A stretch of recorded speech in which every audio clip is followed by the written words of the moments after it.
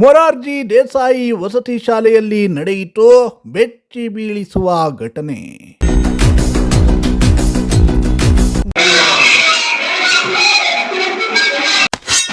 ಭಯಾನಕ ಹಂತಕ್ಕೆ ತಲುಪಿದ ವಿದ್ಯಾರ್ಥಿಗಳ ನಡುವಿನ ಗಲಾಟೆ.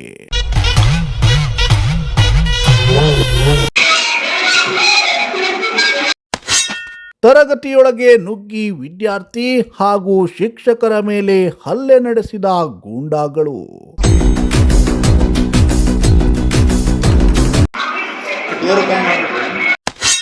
ಪೋಷಕರಲ್ಲಿ ಆತಂಕ ಮೂಡಿಸುತ್ತಿವೆ ವಸತಿ ಶಾಲೆಗಳಲ್ಲಿ ನಡೆಯುತ್ತಿರುವ ಘಟನೆಗಳು.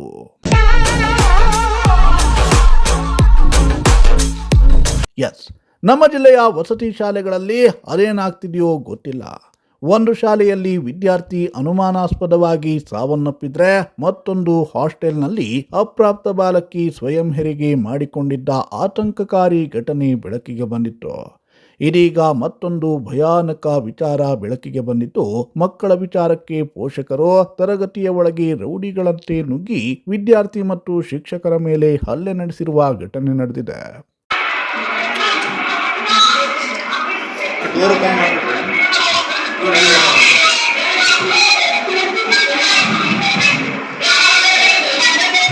ಹೌದು, ಮುಂಡಗೋಡ ತಾಲೂಕಿನ ಕರಗಿನಕೊಪ್ಪ ಗ್ರಾಮದಲ್ಲಿರುವ ಮೊರಾರ್ಜಿ ದೇಸಾಯಿ ವಸತಿ ಶಾಲೆಯಲ್ಲಿ ನಡೆದಿರುವ ಘಟನೆ ಇದು. ಜುಲೈ 12ರ ಭಾನುವಾರ ರಾತ್ರಿ ಸುಮಾರು 10:45 ಗಂಟೆಗೆ ಬಾಲಕರ ವಸತಿ ನಿಲಯದಲ್ಲಿ 9ನೇ ತರಗತಿ ವಿದ್ಯಾರ್ಥಿ ಸಂದೀಪ ಹಾಗೂ ದ್ವಿತೀಯ PUC ವಿದ್ಯಾರ್ಥಿಗಳ ನಡುವೆ ಗಲಾಟೆಯಾಗಿತ್ತು.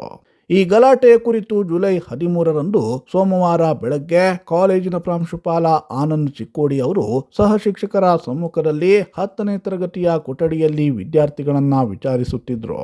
ಈ ವೇಳೆ 9ನೇ ತರಗತಿಯ ವಿದ್ಯಾರ್ಥಿ ಸಂದೀಪನ ಪಾಲಕರು ಹಾಗೂ ಇತರರು ಏಕಾಏಕಿ ಕೊಠಡಿಯೊಳಗೆ ಯಾವುದೇ ಅನುಮತಿ ಇಲ್ಲದೆ ಅಕ್ರಮವಾಗಿ ಪ್ರವೇಶಿಸಿದ್ದಾರೆ.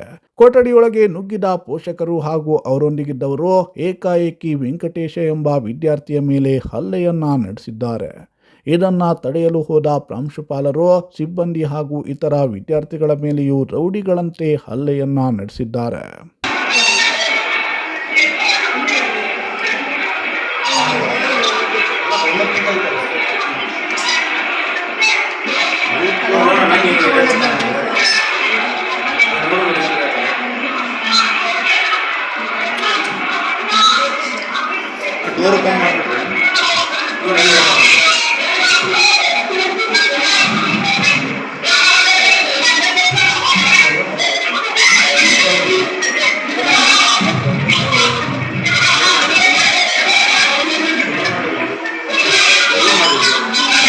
ಘಟನೆಗೆ ಸಂಬಂಧಿಸಿದಂತೆ ಕಾಲೇಜಿನ ಪ್ರಾಂಶುಪಾಲ ಆನಂದ್ ಚಿಕ್ಕೋಡಿ ಮುಂಡಗೋಡ ಪೊಲೀಸ್ ಠಾಣೆಗೆ ದೂರನ್ನ ನೀಡಿದ್ದಾರೆ.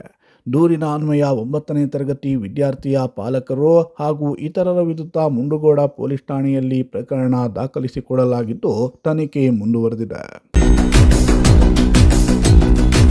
ಅದೇನೇ ಇರಲಿ, ಮಕ್ಕಳು ಅಂದಮೇಲೆ ಚಿಕ್ಕ ಪುಟ್ಟ ಗಲಾಟೆ, ಹೊಡೆದಾಟ ಎಲ್ಲವೂ ಕಾಮನ್.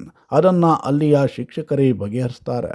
ಇಬ್ಬರು ವಿದ್ಯಾರ್ಥಿಗಳನ್ನ ಕರೆಸಿ ಎಚ್ಚರಿಕೆ ಕೊಟ್ಟು ಕಳಿಸ್ತಾರೆ.